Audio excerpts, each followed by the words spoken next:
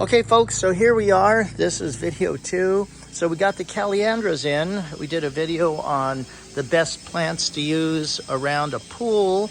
These are the Calliandras with the Liriopes right there. And you see we got the mulch in. We also have the drip irrigation in. You see the drip irrigation right there. That's the Rainbird Copper Shield technology. And the homeowner opted to put in a basalt fountain because this is the Atlantic Water Gardens. They actually sell these basalt fountains, and there's the basin. So we're gonna get it all prettied up once we're just connecting it up.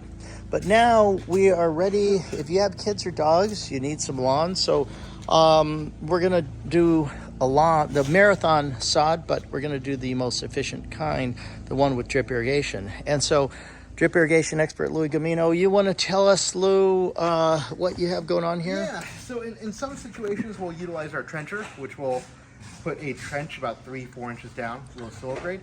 In this situation, we're already low on soil here, so we're just going to move the soil a little bit. You can see what we did here. This is the coping. We got about 3 inches here from top to bottom. We're going to lay the drip, then we're going to backfill with some nutrient-rich soil plus the sod, which will put us about 3 inches below grade in the end. So in certain areas like this, it is easier to scrape the soil away. Then we're going to backfill on top of that area there. We're utilizing the QF header, which the boys are getting in position here. That is a 3/4 inch QF header.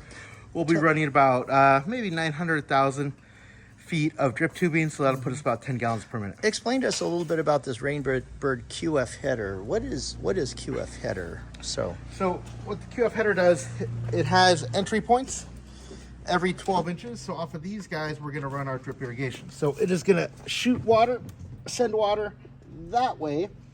Each of those are fully rotatable. They could go all the way down there, and we're gonna deliver water at a necessary rate to feed all that drip irrigation we're installing. Great. So can't wait to see it all hooked up. And you water from the ground, so no overhead spray, no evaporation. Correct. Okay, thanks for the info.